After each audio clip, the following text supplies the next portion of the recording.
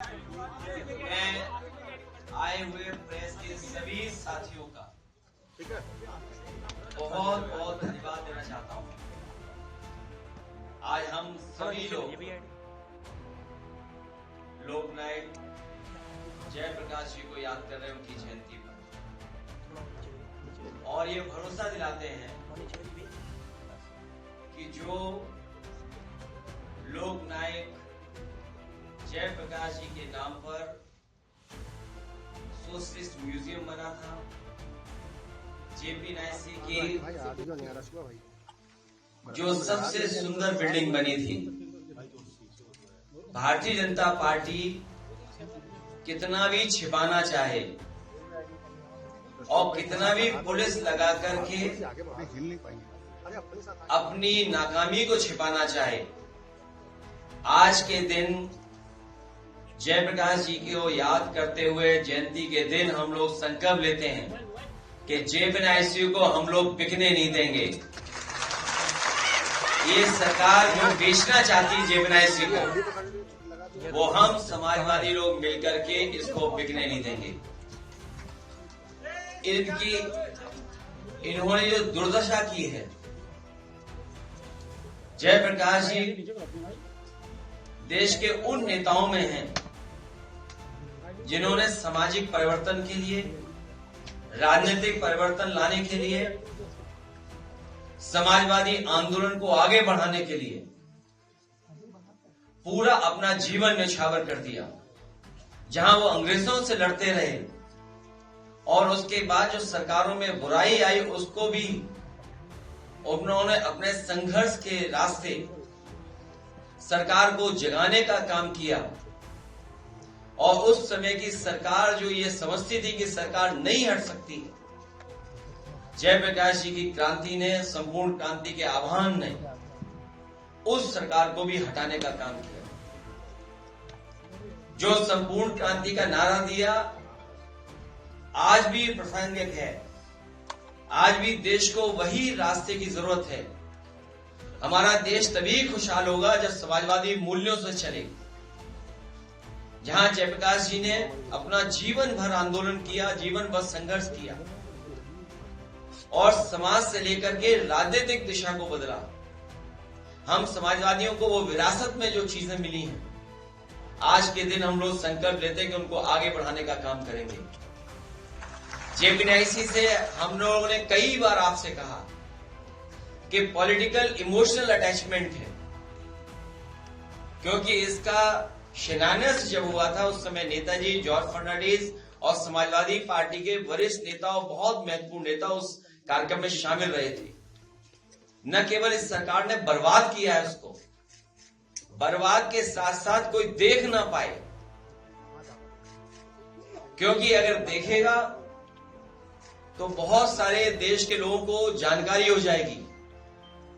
याद रहे सरकार को कि जयप्रकाश जी ने जनता को जगा करके सरकार को हटाने का काम किया था।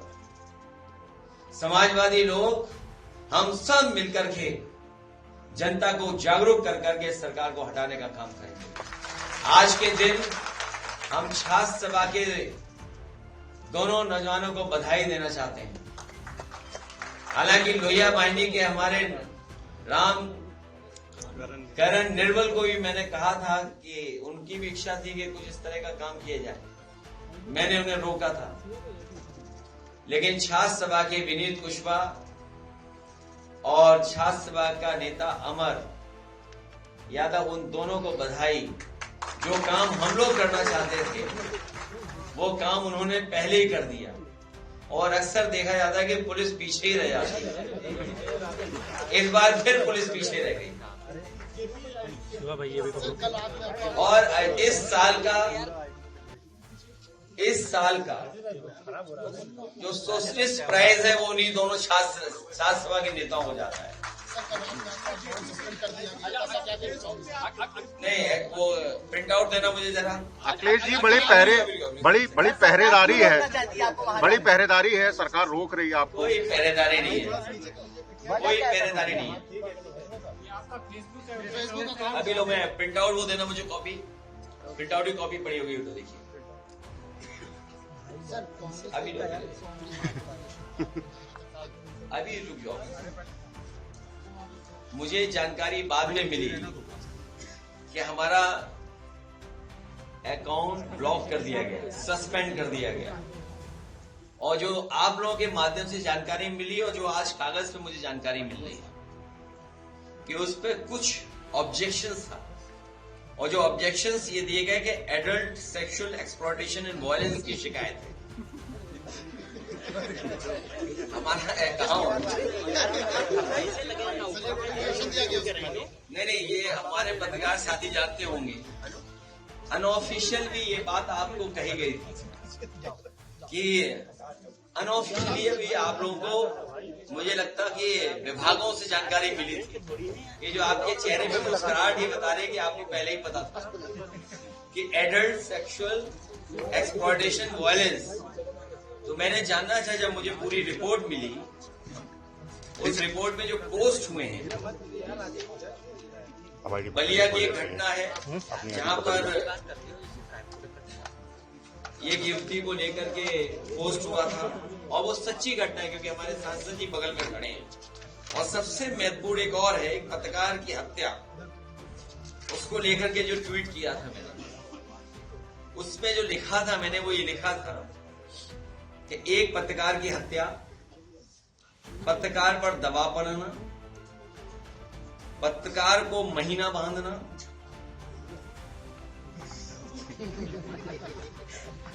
पत्रकारों पर एफआईआर कराना, पत्रकारों को निर्वस्त्र करके मारना, और ये आप जानते हो किस जिले की घटना है। चलो, पत्रकारों को अवांछित बेपाबंद कराना, भाजपा राज्य में मीडिया के मनोबल के इनकाउंटर का हर हथकंडा अपनाया जा रहा है। तो इसमें क्या गलत है? लेकिन ये बात हम लोगों को समझ में आ गई है, समाजवादियों को, कि जितना हम लोग जमीन पर काम करेंगे उतनी लड़ाई हम लोगों की लड़ाई हमारी कामयाब होगी। इसलिए जमीन पर ही हम लोग संघर्ष करेंगे और जमीन पर ही जनता को जागरूक करने का काम।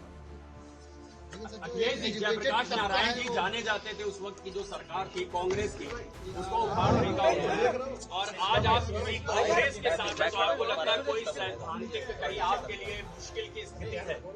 हमारा सिद्धांत नहीं बदला है, सिद्धांत कभी नहीं बदलता है। और जिन कारणों को लेकर के जेपी को उस उम्र में बीमारी के हालात में भी उन्हें जनता के बीच आना पड़ा और नौजवानों की बात को रखना पड़ा और आह्वान किया संपूर्ण क्रांति का। वो परिस्थितियां आज भी हैं, बढ़ती हुई महंगाई, बढ़ता हुआ भ्रष्टाचार, और किसी को भी किसी संस्था से न्याय न मिलना, सरकार की नाकामी, और सरकार जनता से दूर जाती जा रही है।